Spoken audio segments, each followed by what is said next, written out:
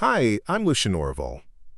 At my parents' funeral, my relatives screamed, "You don't belong here," and tried to have security escort me out. My uncle Jorven tore through my father's desk like a desperate thief. My cousin Dahlia demanded I leave before embarrassing the family further. Within hours, they branded me an outsider, a mistake, someone who had no right to even attend. Because I wasn't their blood, I was adopted.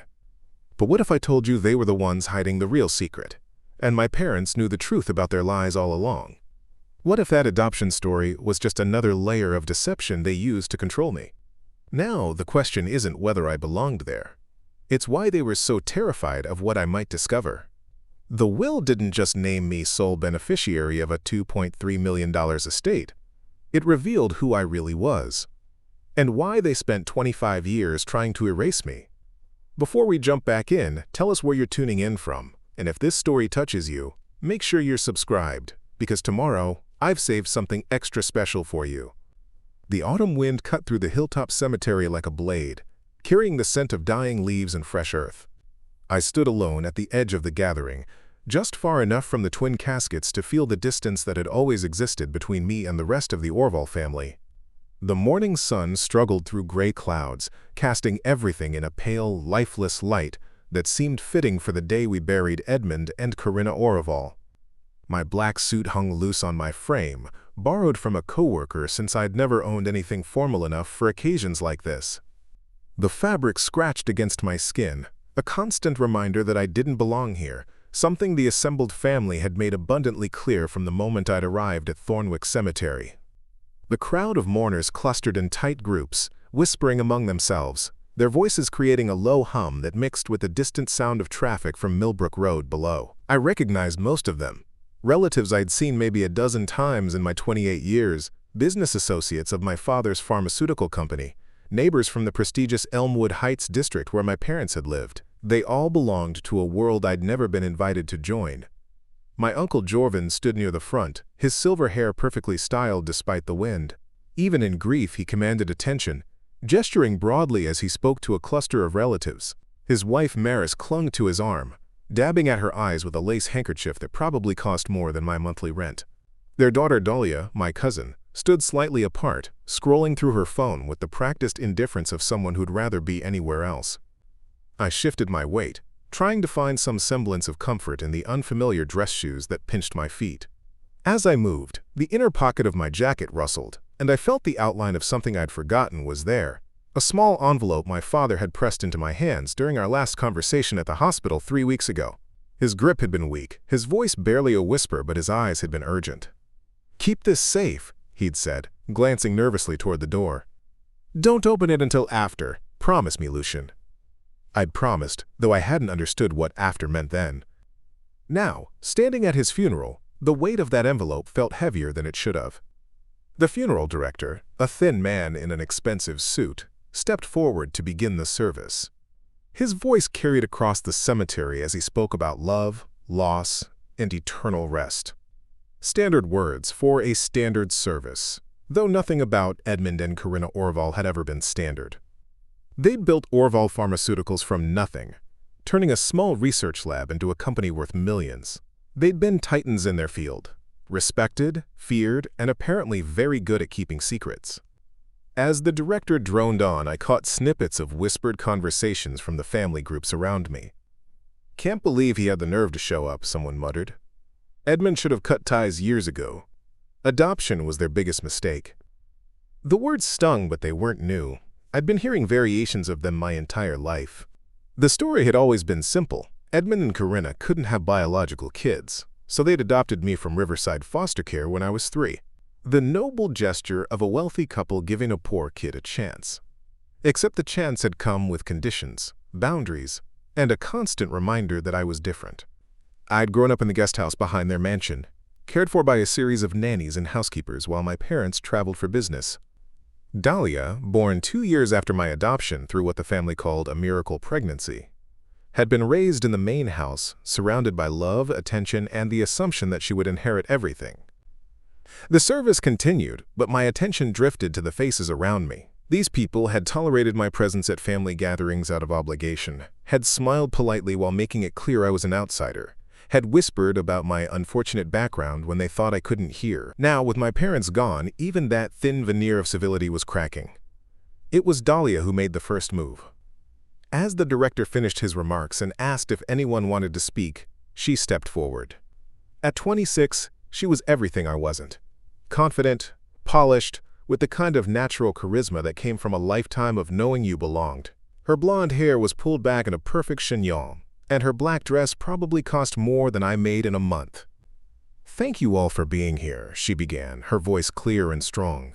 "My parents were extraordinary people who touched so many lives. They built something beautiful together, and their legacy will live on through those who truly knew them, who shared their blood, who understood their vision." She paused, her eyes finding mine across the crowd. The message was unmistakable. "Family isn't just about proximity," she continued. "It's about connection, about shared values, about carrying forward the dreams of those we've lost. Some people are born into families, others are chosen by them, but only those who truly belong can honor their memory." A murmur of agreement rippled through the crowd. Several relatives nodded approvingly. Jorven's chest swelled with pride at his daughter's words. But then Dahlia's tone shifted, becoming harder, more pointed. "Which is why it's so painful to see people here who never truly belonged, who never understood what it meant to be an Orevall, who are only here because they think they're entitled to something." The crowd turned to look at me, every eye in the cemetery fixed on my face, waiting for a reaction. My cheeks burned with embarrassment and anger, but I kept my expression neutral. I'd learned long ago that showing emotion only gave them more ammunition. "Perhaps," Dahlia continued, her voice rising slightly, "it would be more appropriate for some people to pay their respects privately rather than disrupting a gathering of actual family members." That's when Jorven stepped forward, his face flushed with righteous indignation. "You heard her," he said, his voice booming across the cemetery. "You don't belong here, boy. You never did. Edmund and Corinna are gone, and whatever obligation they felt toward you died with them." Other relatives began to murmur agreement. Someone called out, "Have some respect for the real family." Another voice added, "This is about blood, not charity cases." I felt the world closing in around me. Part of me wanted to leave, to walk away from these people who had never accepted me, who saw me as nothing more than an uncomfortable reminder of their relatives. Questionable judgment. But something held me in place. The weight of that envelope in my pocket, the memory of my father's urgent eyes, the feeling that there was more to this story than anyone knew. "I'm not leaving," I said quietly, but my voice carried in the still air. "They were my parents, too." Dahlia laughed, a sound like breaking glass. "Your parents? They took pity on you, Lucian. They gave you a home out of guilt, not love. You were a tax write-off with a heartbeat." The crowd began to close in around me. Faces that had been merely cold before now showed open hostility. Someone pulled out their phone and dialed, probably security. Another person muttered about appropriate measures. But as the hostility mounted, I noticed something strange. An elderly woman I didn't recognize stood at the edge of the crowd, watching the confrontation with interest rather than participation. She was small, maybe in her 70s, with sharp eyes and silver hair pulled back in a simple bun. She wore a modest black coat and carried a worn leather briefcase. Unlike everyone else, she wasn't glaring at me with contempt. Instead, she seemed to be studying the situation with the detached curiosity of a scientist observing an experiment. Our eyes met for a moment, and she gave me the slightest nod before turning and walking toward a black sedan parked on the access road. Something about her movement was purposeful, deliberate, as if she'd seen exactly what she'd come to see. As she disappeared into her car, Jorven's voice cut through my distraction. "Security is on the way," he announced with satisfaction. "You can leave willingly or be escorted out, your choice." I looked around at the faces surrounding me, relatives who had never shown me kindness, who had tolerated my presence only because Edmund and Corinna had insisted on it, who now felt free to show their true feelings. For a moment, I considered walking away. It would be easier, cleaner, less painful than enduring whatever humiliation they had planned. But then I felt that envelope again pressing against my ribs like a promise, and I remembered my father's words. Don't open it until after. After what? After the funeral? After the family showed their true colors? After I understood something I didn't yet know. Preparing and narrating this story took us a lot of time, so if you are enjoying it, subscribe to our channel. It means a lot to us. Now back to the story. I'm staying, I said louder this time, until the service is over. The confrontation might have escalated further, but the funeral director stepped between us, clearly uncomfortable with the drama unfolding over the caskets. Please, he said diplomatically, let's maintain the dignity this occasion deserves. There will be time for family matters later. Jorven looked like he wanted to argue, but Maris placed a restraining hand on his arm. Let it go, she whispered. Not here, not now. The crowd reluctantly dispersed back to their original positions, but the tension remained thick in the air. I stayed where I was, isolated but unbroken, as the service concluded with a final prayer and the ritual throwing of earth onto the caskets. As people began to leave, I heard fragments of conversation that made it clear this confrontation was far from over. Can't believe the nerve. Edmund would be mortified. Time to set things straight. I waited until most of the crowd had gone before approaching the graves. Standing alone beside the fresh earth, I finally allowed myself to feel the full weight of loss.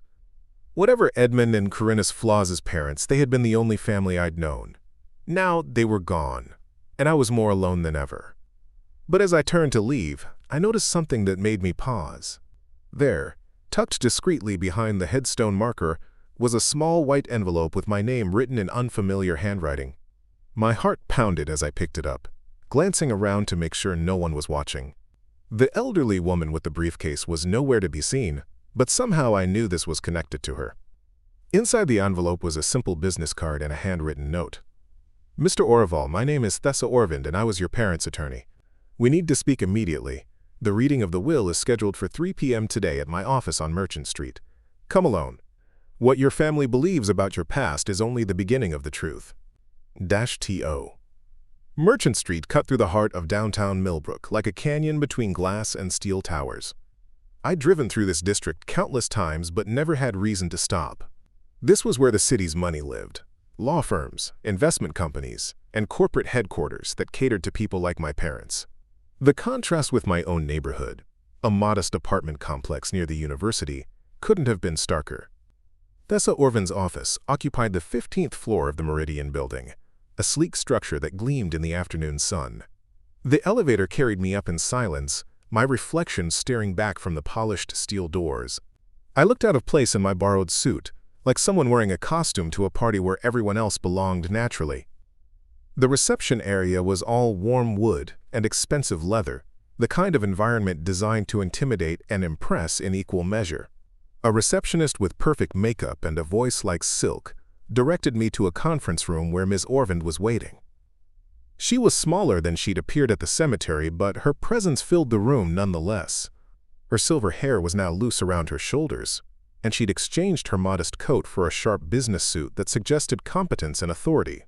The worn briefcase sat open on the mahogany table, revealing neat stacks of documents that looked official and important. Mr. Orevall, she said, standing to shake my hand. Her grip was firm, her eyes sharp and assessing. Thank you for coming. Please, sit down. We have much to discuss before the others arrive. Others? I asked, settling into a leather chair that probably cost more than my car. Your family, she said with a slight smile that suggested she found something amusing about the word. I sent them invitations to attend the reading. They should be here within the hour. I thought about the confrontation at the cemetery, the open hostility in their faces, the way they'd tried to have me removed from my own parents' funeral. I'm not sure they'll want me here. Ms. Orvind's smile widened. Oh, I'm quite certain they won't. But what they want and what they're legally entitled to are very different things. Your parents were very specific about how this process should unfold. She opened a thick folder and removed a document that looked like it had been drafted recently. The letterhead read, Last Will and Testament of Edmund Harrison Orevall and Corinna May Orevall. Before we begin, she said, I need you to understand something about your parents. They were extraordinarily careful people, methodical. They planned for contingencies most people never consider. Everything you're about to learn was set in motion years ago. I leaned forward, my pulse quickening. What do you mean? Instead of answering directly, she pulled out an older document, this one yellowed with age. Tell me what you know about your adoption. The basics, I said. They couldn't have biological kids. They found me at Riverside Foster Care when I was 3, gave me a chance at a better life. Ms. Jorven made a note on her legal pad. And who told you this story? Everyone. My parents, my relatives, family friends. It was never a secret. No, she agreed. It wasn't a secret, but it also wasn't the truth. The words hit me like a physical blow. What are you talking about? Before she could answer, raised voices echoed from the reception area. Through the glass walls of the conference room, I could see Jorven arguing with the receptionist, his face red with indignation. Dahlia stood beside him, her arms crossed, while Maris tried to calm them both down. Right on time, Ms. Jorven murmured. She pressed a button on her desk. Send them in, please. The door burst open, and my relatives stormed into the room like an invading army. Jorven led the charge, his eyes scanning the space before landing on me with unmistakable disgust. What is he doing here? He demanded, pointing at me like I was something unpleasant he'd found on his shoe. Mr. Orevall is here because he's mentioned in the will, Ms. Jorven replied calmly. Please, take a seat, all of you. Dahlia remained standing, her perfect composure showing the first cracks of uncertainty. Mentioned how? As a final charity case? One last handout to solve their guilty consciences? Please sit down, Ms. Jorven repeated, her voice carrying a hint of steel beneath the politeness. Reluctantly, they arranged themselves around the table. Jorven chose the chair farthest from me, while Dahlia positioned herself directly across the table, her green eyes fixed on my face with predatory intensity. Maris sat beside her husband, nervously adjusting her pearls. Before we begin, Ms. Jorven said, I want to establish some ground rules. This is a legal proceeding, not a family gathering.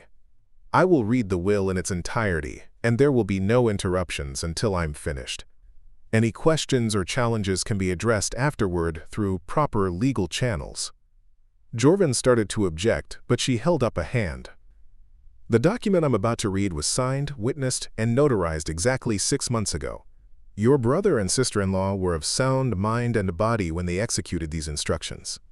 A video recording of the signing exists, as do sworn statements from 3 independent witnesses. She opened the will and began to read in a clear, measured voice. We, Edmund Harrison Orevall and Corinna May Orevall, being of sound mind and body, do hereby revoke all previous wills and codicils and declare this to be our last will and testament. The language was formal, full of legal terminology that seemed designed to obscure rather than clarify.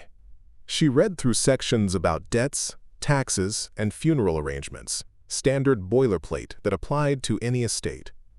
But as she continued, the atmosphere in the room began to change. To our beloved nephew Jorven Stradal and his family, we leave our gratitude for years of friendship and support, along with a bequest of $50,000 to be used for the education of their daughter. Dahlia's eyes widened. $50,000 was a substantial amount, but far less than what she'd clearly been expecting. Jorven's face darkened as he began to realize this wasn't going the way he'd planned. To our various relatives and friends, we leave the personal items and mementos specified in the attached schedule, along with our hope that these gifts will remind them of happier times. More disappointed murmurs. These people had come expecting to divvy up a multi-million-dollar estate, not collect sentimental trinkets. Ms. Jorven paused, her eyes moving around the table to meet each person's gaze before settling on mine. To our son Lucian Orevall, we leave everything else. The silence that followed was absolute. No one moved, no one breathed, no one seemed capable of processing what they'd just heard. Then Dahlia exploded. "That's impossible!" she shrieked, lurching to her feet. "He's not even family. He's adopted. You can't leave everything to someone who isn't blood." Jorven's face had gone from red to purple. This is fraud. Edmund would never cut out his real family for some charity case he picked up from foster care. "The will is perfectly legal," Ms. Jorven said calmly, "and adoption creates the same legal rights as biological parentage. But, perhaps more importantly, Lucian isn't adopted." The room fell silent again. This time the silence felt dangerous, like the moment before an explosion. "What did you say?" Maris whispered. Ms. Jorven reached into her briefcase and withdrew another document, this one bearing official seals and signatures. Lucian Orevall is the biological son of Edmund and Karina Orevall. He was born on March 15, 1995 at Millbrook General Hospital. The adoption story was a carefully constructed fiction designed to protect him. I felt the world tilt around me. My entire identity, everything I'd believed about myself, crumbled in the space of a sentence. "That's impossible," I managed to say. "I remember the foster home. I remember being adopted." "You remember what you were told to remember," Ms. Jorven said gently. "You were 3 years old, Mr. Orevall. Your parents created an elaborate story to protect you from people who would have harmed you if they'd known the truth." Dahlia's face had gone white. "If he's their biological son, then what am I?"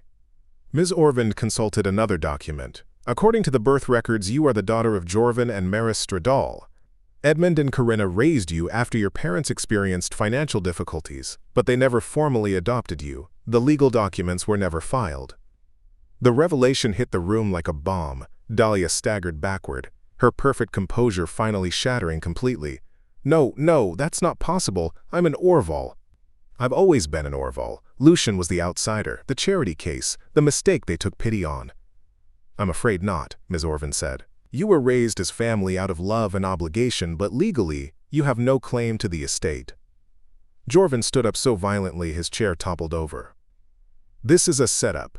Someone got to Edmund and Karina, convinced them to change their will. My daughter has been an Orevall her entire life. She's the one who deserves their legacy." "Your daughter has been loved and cared for by the Orevalls," Ms. Jorven corrected, "but she was never legally their heir. That distinction belongs to their biological son." I sat in stunned silence, trying to process everything I'd just learned. The adoption story that had defined my entire life was a lie. The family that had rejected me as an outsider were actually the ones without legal standing. The parents who had kept me at arm's length had been protecting me from something I didn't yet understand. "Protect me from what?" I asked. Ms. Jorven's expression grew darker. "From the people in this room, Mr. Orevall. Your parents discovered some very disturbing things about your uncle's business dealings. Things that would have put you in danger if certain people had known you were the heir to their fortune." Dahlia was crying now, mascara streaking down her cheeks. "This isn't fair. I've lived my entire life believing I was their daughter. I've made decisions based on that assumption.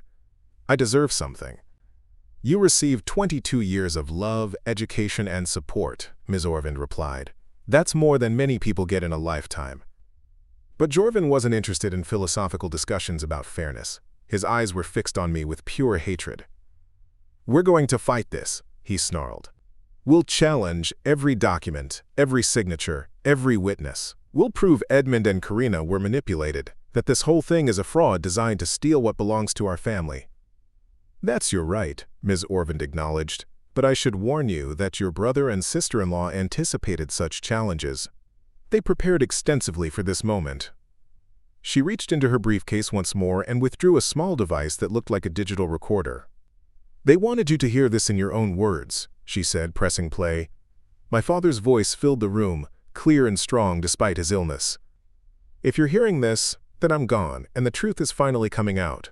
Jorven, Maris, Dahlia, I know you're angry, I know you feel betrayed, but everything we did was necessary to protect our son from the consequences of your choices." The recording continued for several minutes, laying out a story that was far more complex and disturbing than anything I could have imagined. As my father's voice detailed financial crimes, threats, and cover-ups, the faces around the table grew paler and more desperate.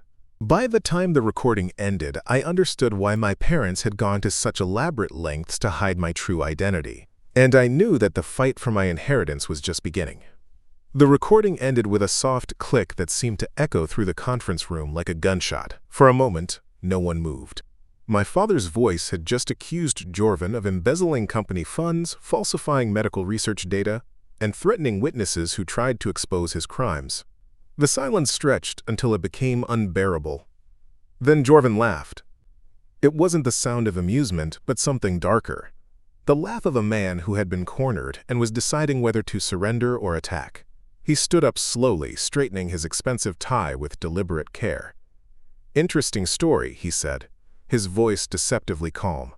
"Too bad it's all lies told by a dying man who was probably hallucinating from pain medication." Ms. Jorven raised an eyebrow. The recording was made 6 months ago, when Edmund was still in perfect health. Says who? You, the lawyer who's probably been paid to fabricate this entire charade? Jorven's mask of civility was slipping, revealing something uglier underneath. For all we know, you hired an actor to impersonate my brother's voice. Dahlia had stopped crying and was now staring at me with an expression I couldn't quite read. Her earlier shock was being replaced by something more calculating, more dangerous. Even if the recording is real, she said quietly, it doesn't prove anything. Uncle Edmund was always paranoid about business competitors. He saw conspiracies everywhere. This could just be another one of his delusions. But Maris, who had been silent since the revelations began, was studying her husband with new eyes. Jorven, she said carefully, what Edmund said about the research data. Shut up, he snapped, his composure finally cracking completely. Don't say another word. The tension in the room was electric. I could feel undercurrents of fear, anger, and desperation flowing between the family members like toxic energy. But underneath it all was something else, a sense that we were still only seeing the surface of a much deeper truth. Ms. Jorven seemed to sense it too. She was watching the family dynamics with the sharp attention of someone who knew more than she was revealing. There's something else, she said, reaching into her briefcase once more. Edmund asked me to give this to Lucian if certain conditions were met. She handed me a sealed envelope, this one heavier than the others, with my name written in my father's familiar handwriting. But before I could open it, Jorven lunged across the table, trying to grab it from my hands. Don't you dare, he snarled. If there are more lies in there, more fabricated evidence. Mr. Stradal, Ms. Jorven said sharply, you need to control yourself. Any interference with the legal proceedings. Legal proceedings? Jorven laughed again, the sound brittle and unhinged. This isn't a courtroom. This is a setup. You've all been planning this for months, haven't you? The dying old man, the convenient recording, the mysterious documents that supposedly prove everything. Well, I'm not buying it. He pulled out his phone and began dialing.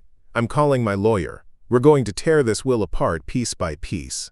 When we're done, there won't be anything left of your little conspiracy. As he stepped away to make his call, Dahlia leaned across the table toward me. Her tears had dried, leaving tracks in her makeup that made her look like a broken doll. You really don't remember, do you? She said softly. Being with them from the beginning, being their real son. I shook my head. I remember the foster home. I remember being told I was lucky they chose me. I remember feeling like I didn't belong. Maybe that's because you didn't, she said with quiet venom.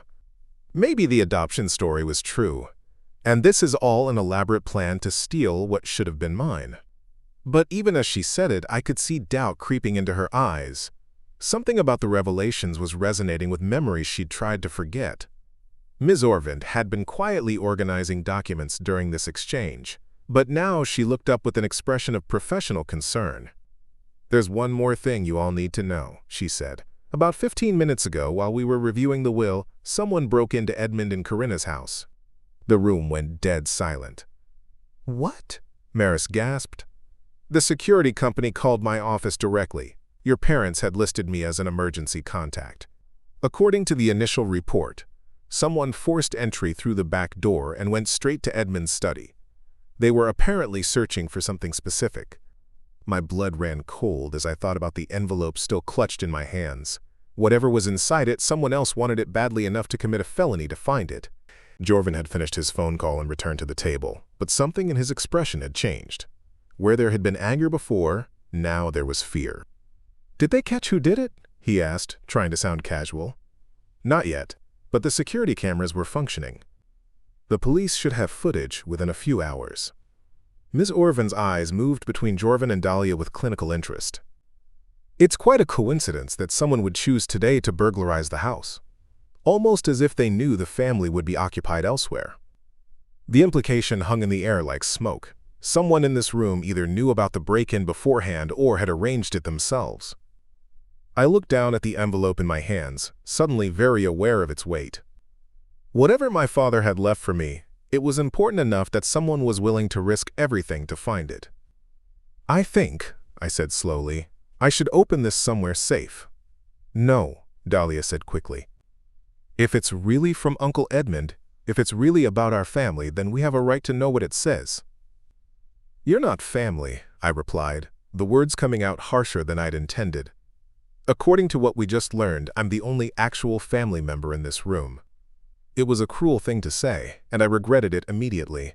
But Dahlia's face hardened into something that looked almost relieved, as if my cruelty gave her permission to stop pretending to care about family bonds.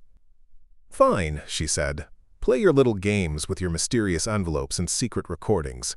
But this isn't over. We're going to prove that Edmund and Corinna were manipulated, that they weren't in their right minds when they made these decisions." "Actually," Ms. Orevall interjected, "there's substantial medical documentation proving they were both mentally competent right up until their deaths. Multiple doctors examined them specifically to address potential challenges to their estate planning." She pulled out yet another folder, this one thick, with medical reports and psychiatric evaluations. They were quite thorough in their preparations. Jorven's phone buzzed, and he glanced at it with growing agitation. Whatever he was reading made his face go pale. "What is it?" Maris asked. "My lawyer," he said tightly. "He's advising me not to say anything else without full legal representation." "Wise advice," Ms. Orevall observed, "especially given some of the other information I haven't shared yet." There was something ominous in her tone that made everyone in the room go still. "What other information?" I asked. Instead of answering directly, she reached for a laptop and opened it on the table. The screen displayed what looked like financial records, spreadsheets full of numbers, dates, and transaction codes. "Your parents weren't just successful pharmaceutical researchers," she said. "They were also very careful record keepers. When they began to suspect someone was stealing from their company, they started documenting everything." She clicked through several screens, showing bank transfers, expense reports, and email exchanges that painted a picture of systematic fraud. "These records show approximately $800,000 in unauthorized transfers over the past 3 years. Money that was supposed to fund research projects was instead diverted to personal accounts." Jorven was staring at the screen with undisguised horror. "Those are private company documents. How did you get access to?" "Edmund was the CEO," Ms. Orevall reminded him. "He had access to everything. And when he realized what was happening, he copied all the relevant files and brought them to me for safekeeping." She clicked to another screen, this one showing email communications between Jorven and several pharmaceutical companies that were supposed to be competitors. "He was particularly concerned about these communications," she continued. "It appears someone was selling proprietary research data to rival firms, data that cost millions of dollars to develop." The pieces were starting to fall into place, creating a picture that was both clearer and more disturbing than anything I'd imagined. My parents hadn't just been protecting me from family politics, they'd been protecting me from criminals. "But the most interesting discovery," Ms. Orevall said, clicking to a final screen, "was this." The new document was a handwritten letter, scanned and saved digitally. Even from across the table, I could see it was written in Jorven's distinctive scrawl. "This was found in Edmund's personal files," she explained. "It's a letter from Jorven to an unknown recipient discussing plans to eliminate the inheritance problem once Edmund and Corinna were gone." Dahlia's gasp was audible. "Dad, what does that mean?" But Jorven was already moving, grabbing his coat and heading for the door. "I don't have to listen to this.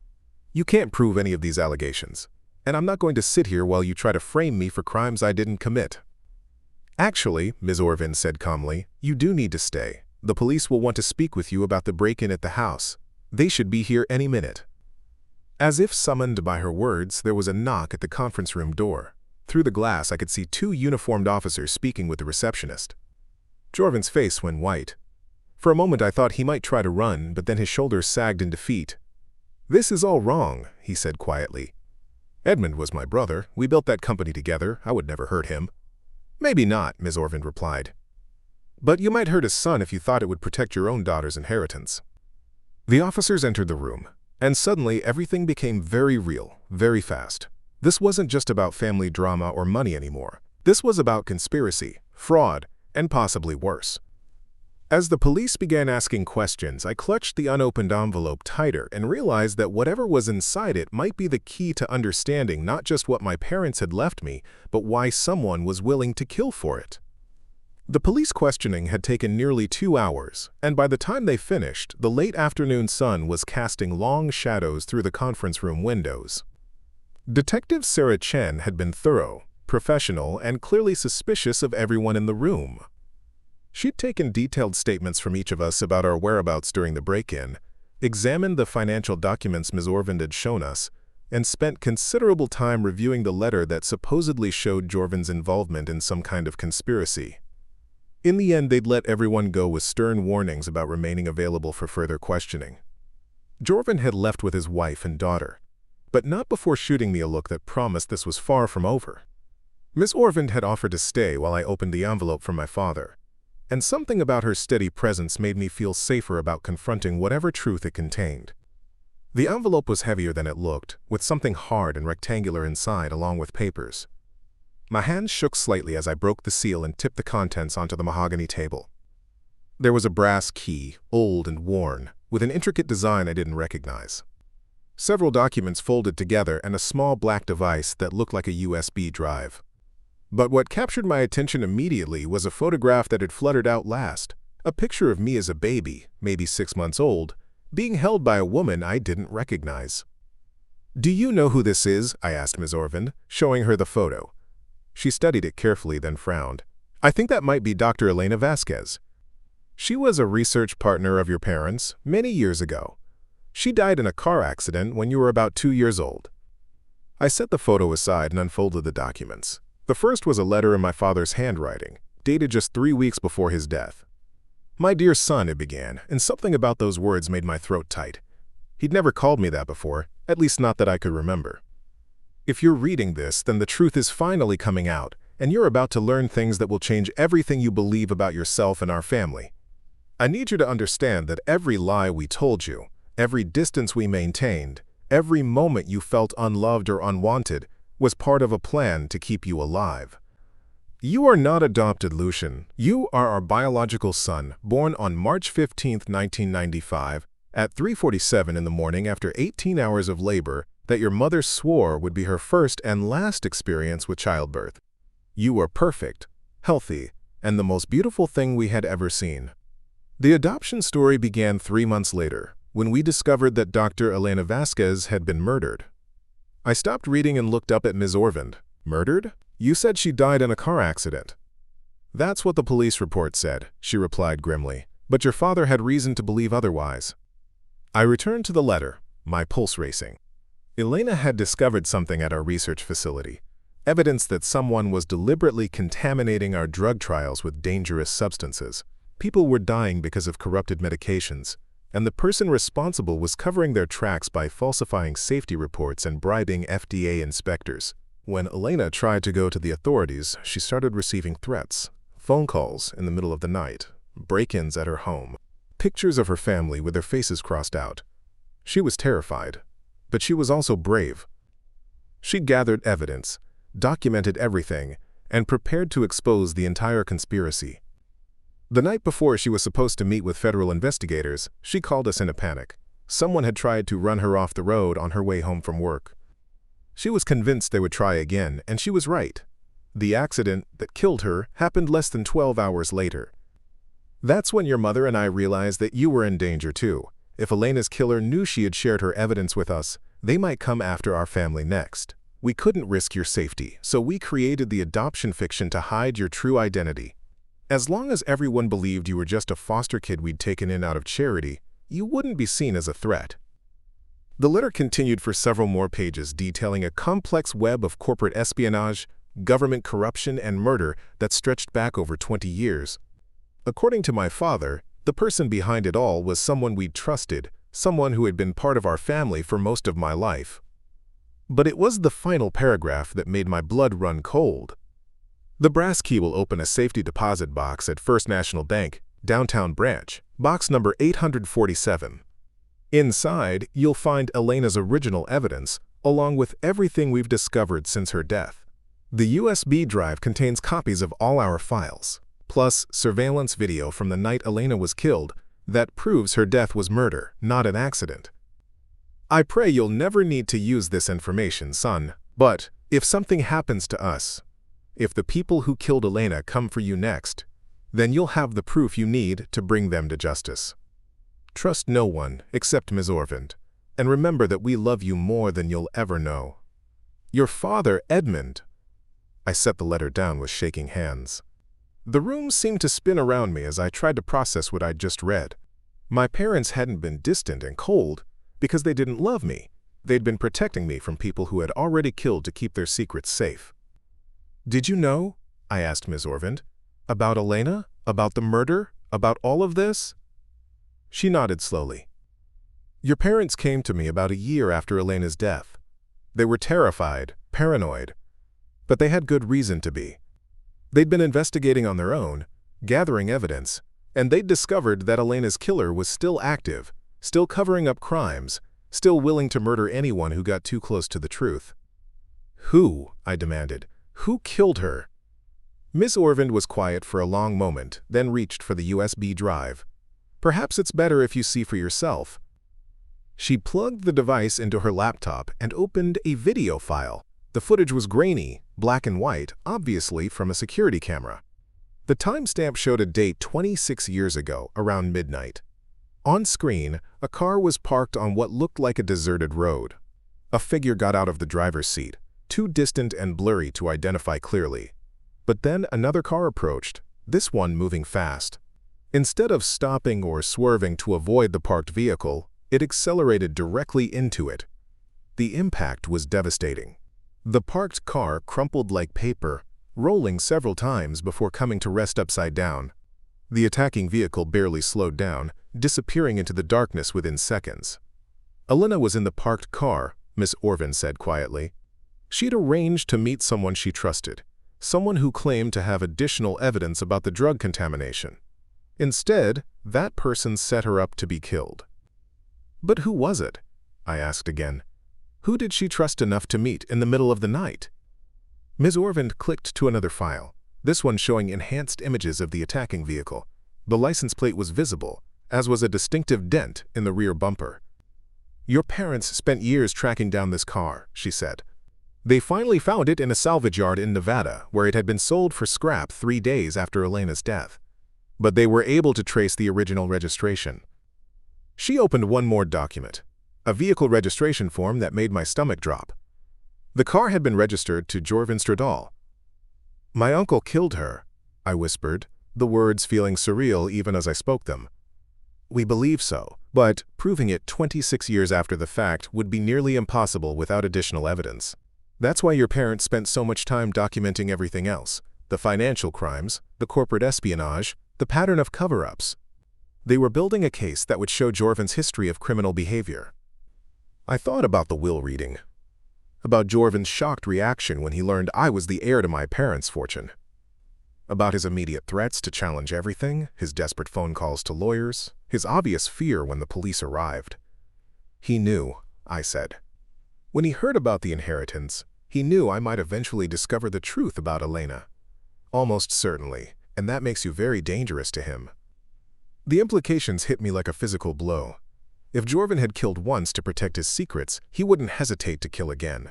The break-in at my parents' house, the threats Dahlia had made about challenging the will, even the timing of their deaths, suddenly everything took on a more sinister meaning.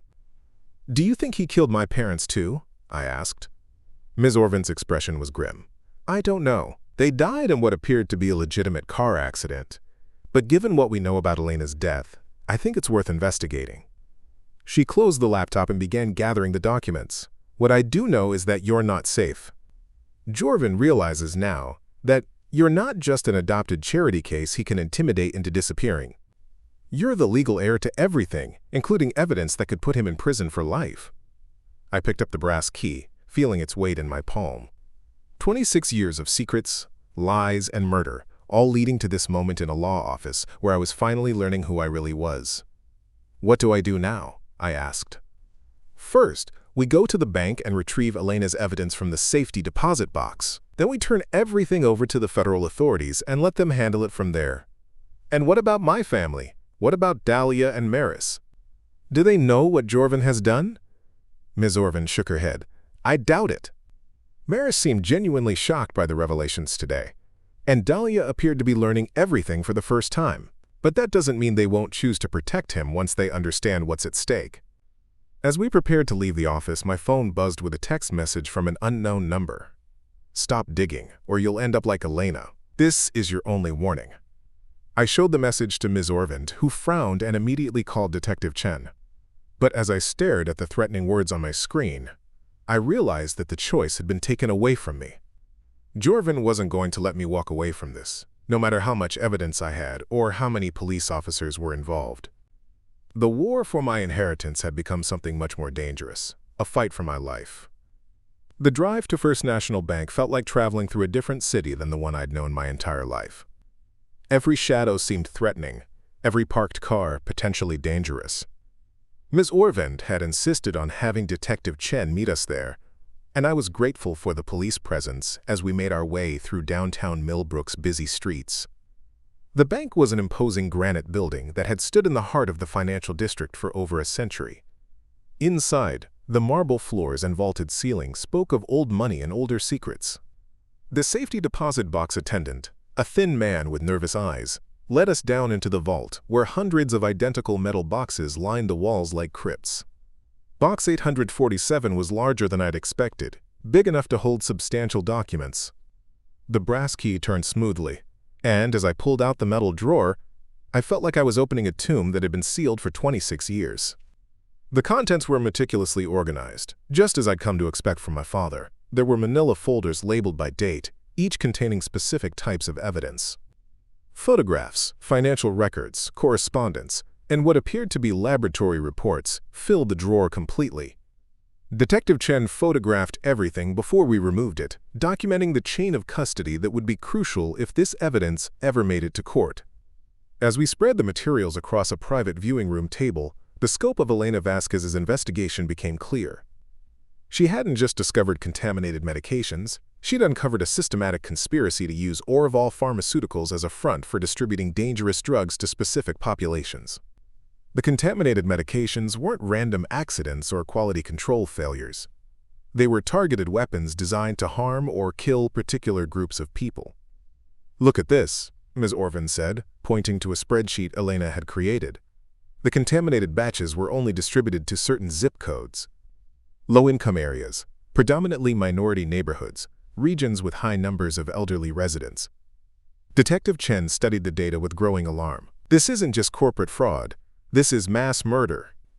The photographs were the most disturbing part. Elena had somehow obtained images from inside Orevall's manufacturing facility, showing workers deliberately adding unknown substances to medication batches. The workers were wearing protective gear, suggesting they knew the additives were dangerous. But it was the correspondence that provided the most shocking revelations.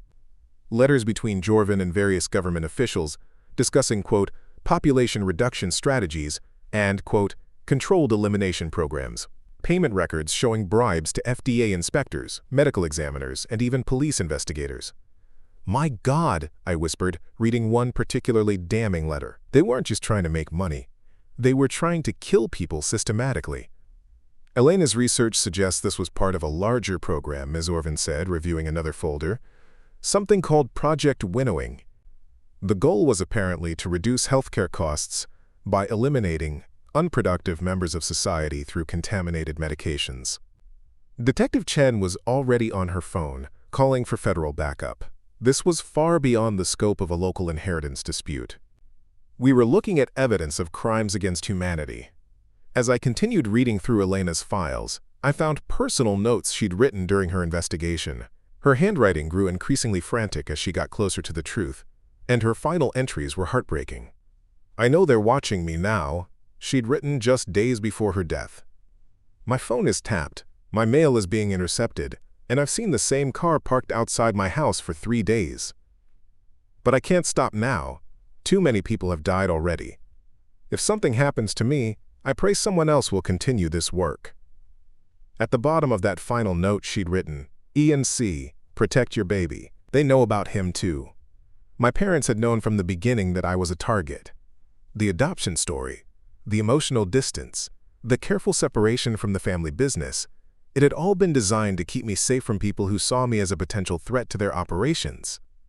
There's something else, Detective Chen said, examining a thick folder I hadn't noticed before, medical records. It looks like Elena was tracking the victims of the contaminated medications. The folder contained death certificates, hospital records, and autopsy reports spanning nearly a decade. Thousands of people had died from what appeared to be natural causes or medical complications, but Elena had identified patterns that suggested deliberate poisoning. She estimated that over 40,000 people had been killed, Detective Chen said grimly. Men, women, elderly patients, even some adolescents who were receiving treatment for chronic conditions. The scope of the conspiracy was staggering. This wasn't just about money or corporate competition. It was genocide disguised as healthcare. But perhaps the most damning evidence was in the final folder, one labeled Insurance and Legal.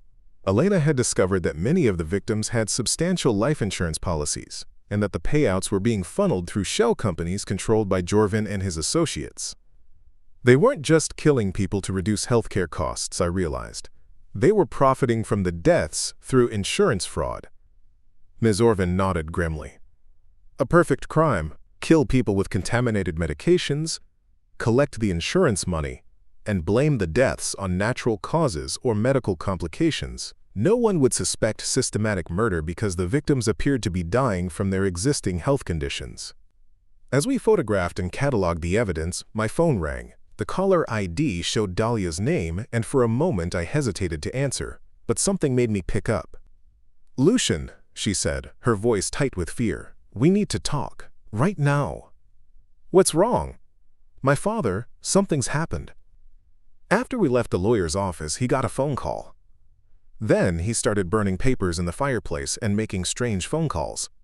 He's packing suitcases, talking about leaving town tonight. I looked at Detective Chen, who was listening to the conversation. She nodded, encouraging me to keep Dahlia talking. "Where are you now?" I asked. "I'm at home, but I'm scared. He doesn't know I'm listening, but I heard him talking to someone about eliminating the problem permanently. Lucian, I think he's planning to hurt you." "Stay where you are," I said. "Don't let him know you called me. We're with the police right now." "The police?" Her voice cracked. "Lucian, what did you find in that envelope? What's really going on?" I looked around the room at the evidence scattered across the table. Proof of decades of murder, conspiracy, and corruption that would destroy everything Dahlia had believed about her family. "Hey, your father killed Elena Vasquez 26 years ago," I said quietly, "and he's been systematically murdering people ever since, using my parents' company as a cover."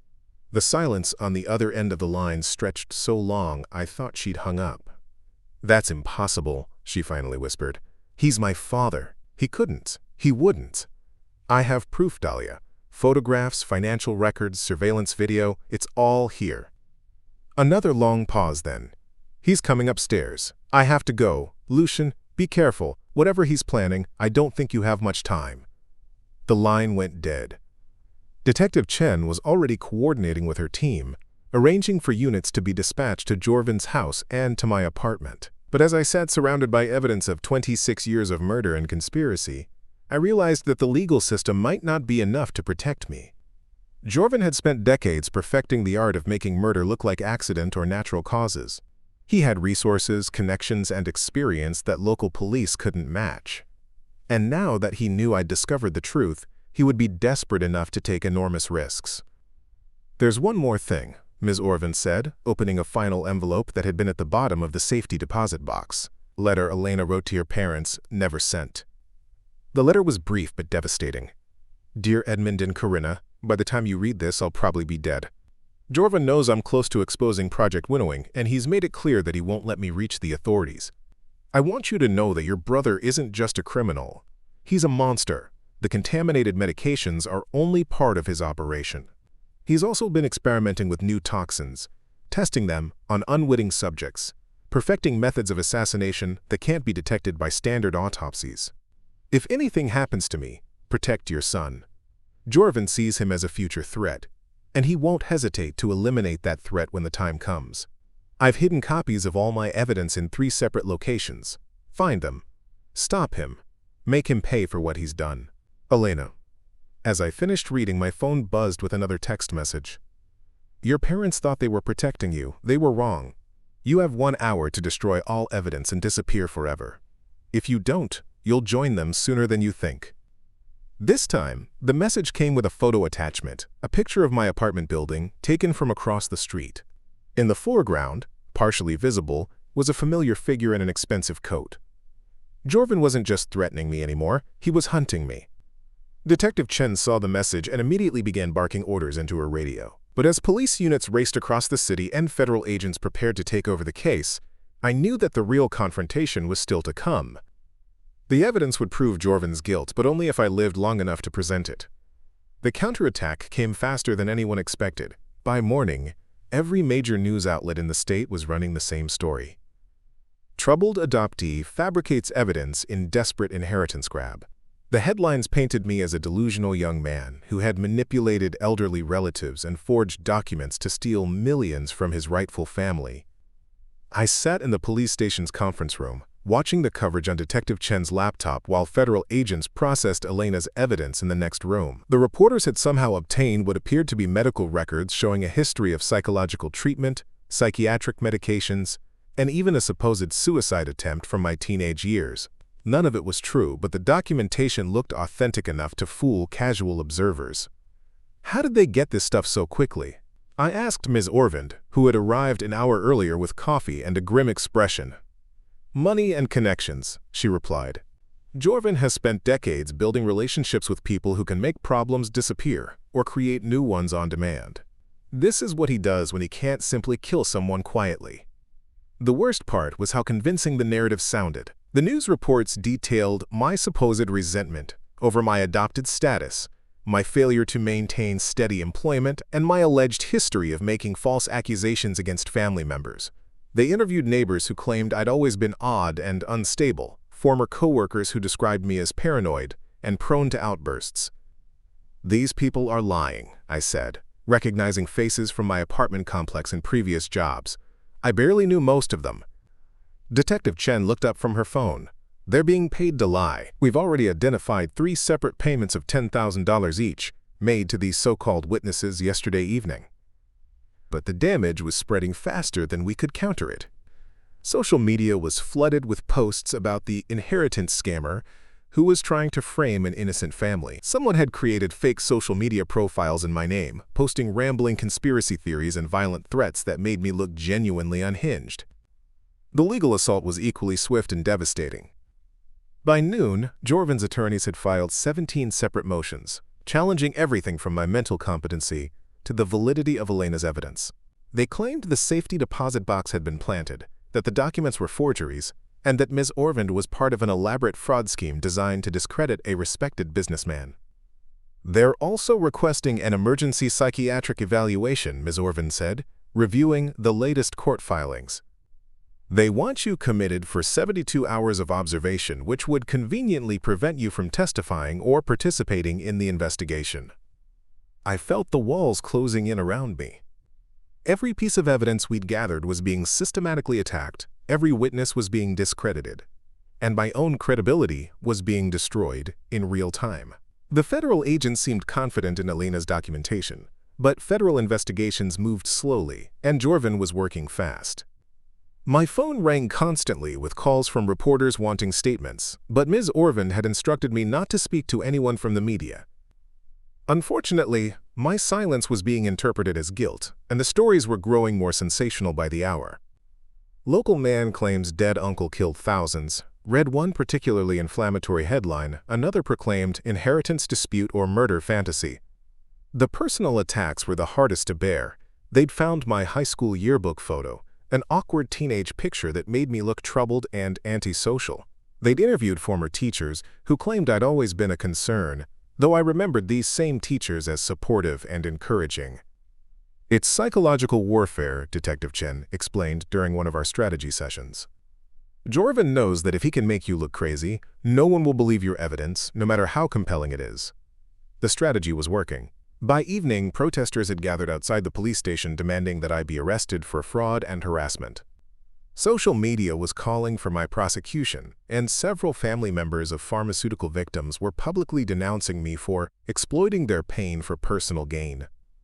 But the worst blow came when Dahlia appeared on the evening news, tears streaming down her face as she spoke about the devastating betrayal of discovering that someone she'd considered family was capable of such elaborate lies. "Lucian was always troubled," she said, dabbing her eyes with a tissue. "We tried to help him, to include him, but he resented us for having what he thought he deserved. This whole inheritance claim is just his way of getting revenge for perceived slights that only existed in his imagination." Watching her performance, I felt something break inside my chest. Whatever genuine relationship we'd had, whatever family bond had existed between us, was being sacrificed to protect her father's reputation. Ms. Orevall found me sitting alone in the conference room afterward, staring at my reflection in the dark window. "You can't let them get to you," she said gently. "This is exactly what they want, for you to doubt yourself, to give up, to disappear quietly." "Maybe they're right," I said quietly. "Maybe I am delusional.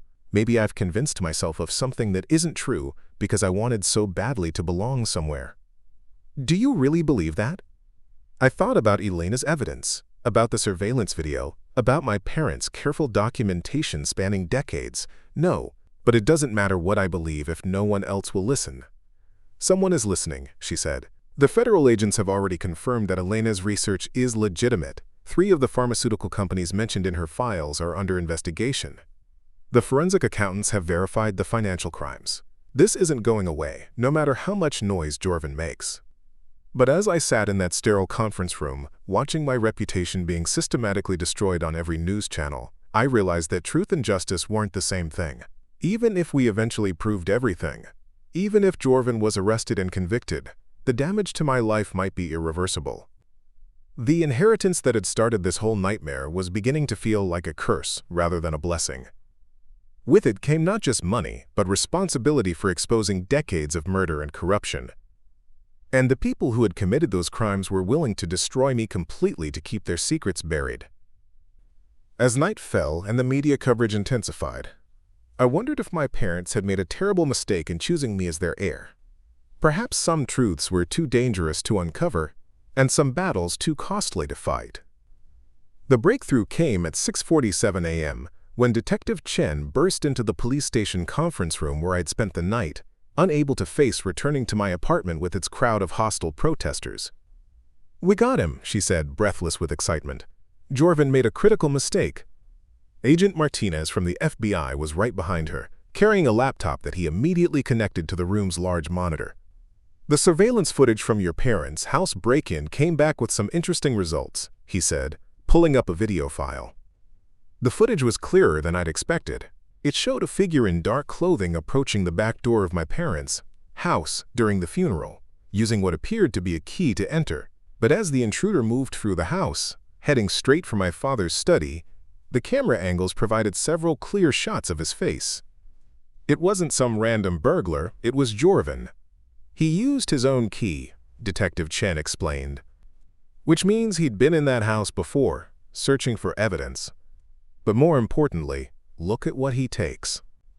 The video showed Jorven going directly to my father's desk, opening specific drawers with practiced familiarity, and removing several items, including what looked like the original envelope that was supposed to contain the safety deposit box key. "He knew exactly what he was looking for," Agent Martinez said. "This wasn't a desperate search.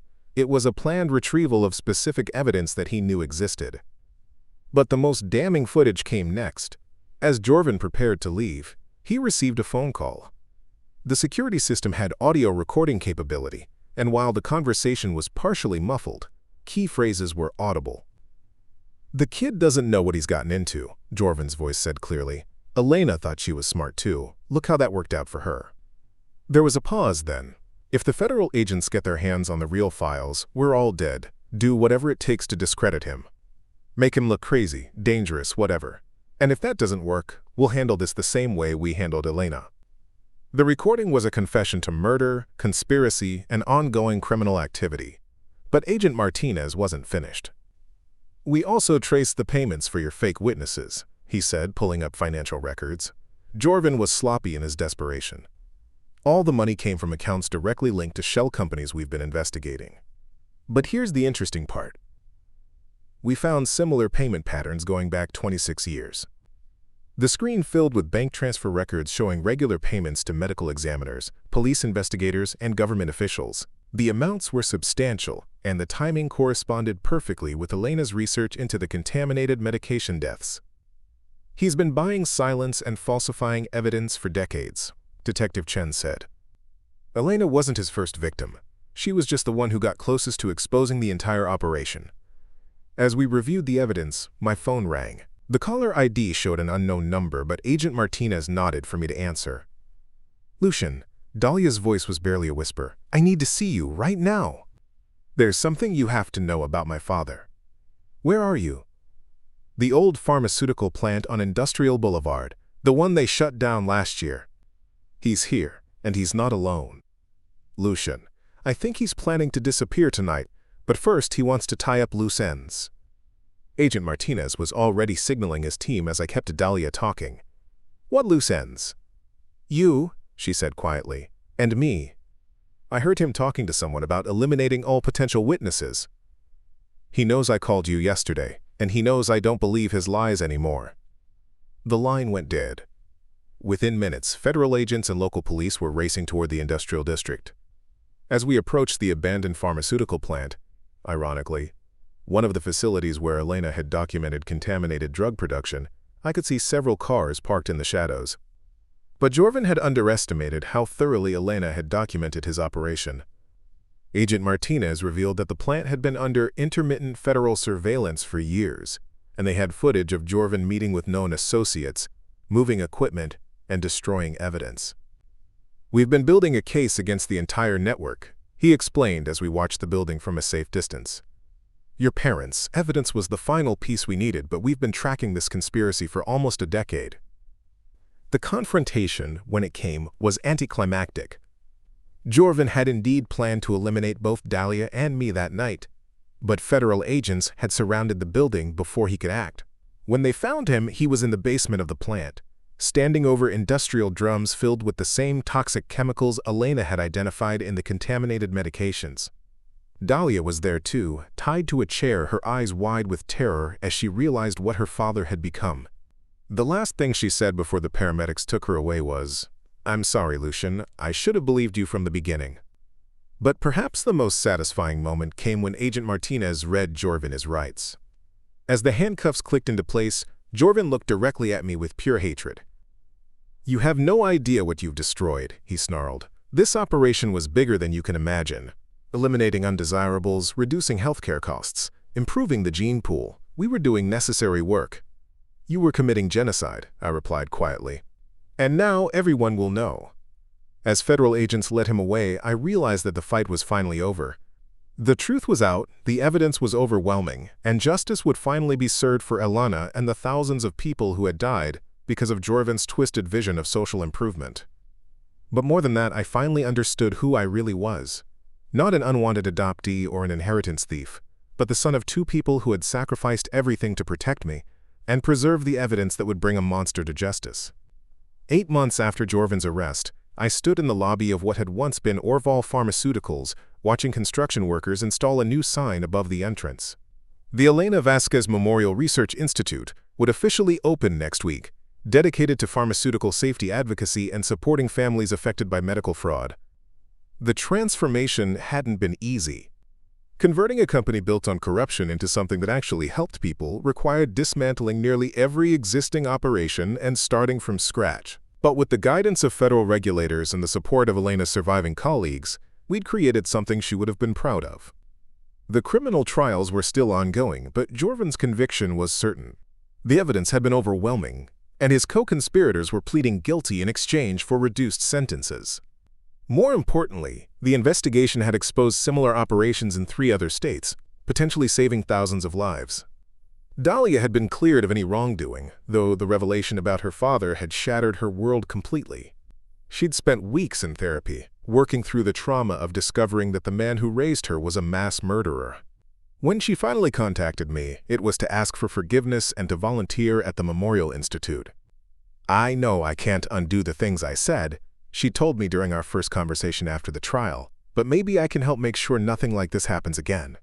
She was here today, actually, leading a support group for families whose loved ones had been victims of contaminated medications.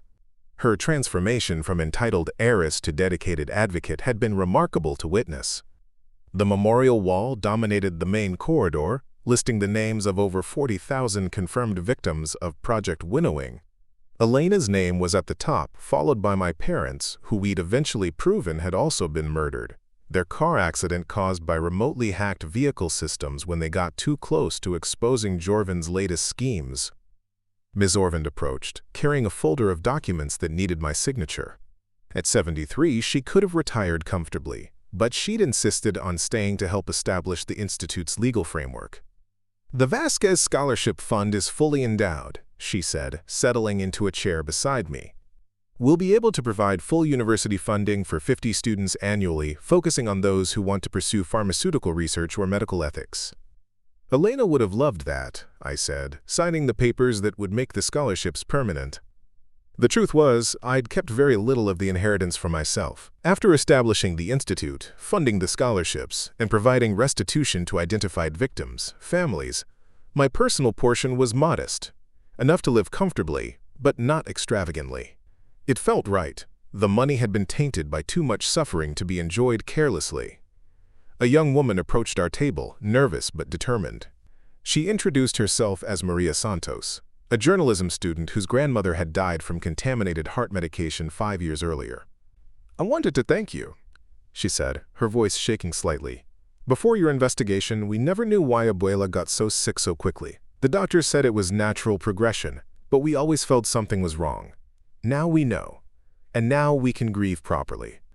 These conversations happened regularly now. Families who'd lost loved ones to Jorven's conspiracy were finally getting answers. And while it couldn't bring their relatives back, it provided a kind of closure that had been missing. As Maria walked away, I thought about the envelope my father had left me, the one that started this entire journey. Inside it, along with the safety deposit box key, had been a photograph I'd overlooked initially, a picture of him and Elena working together in their lab, both of them young and idealistic, believing they could make the world better through science. That photograph now sat framed on my desk, a reminder that good people sometimes pay the ultimate price for trying to do what's right, but it also reminded me that their work doesn't have to die with them. The Institute's opening ceremony was scheduled for next Tuesday. We'd invited the families of victims, medical researchers from around the country, and government officials responsible for pharmaceutical oversight. The media coverage would be extensive, but this time it would focus on hope and healing rather than scandal and corruption. Detective Chen would be there too, along with Agent Martinez and the other law enforcement officers who'd helped bring Jorven to justice. They'd become unlikely friends during the long months of trials and testimony. But perhaps most importantly, Dr. Michael Restrepo would deliver the keynote address. He'd been Elena's research partner 26 years ago, and he'd spent the decades since her death quietly working to improve pharmaceutical safety protocols. When he learned that Elena's evidence had finally brought down her killers, he'd wept openly. She never gave up believing that the truth would come out, he'd told me. Even when they killed her, she made sure the evidence survived. That's the kind of courage the world needs more of. As the sun set through the Institute's windows, casting long shadows across Elena's memorial wall, I realized that this had never really been about money or inheritance at all.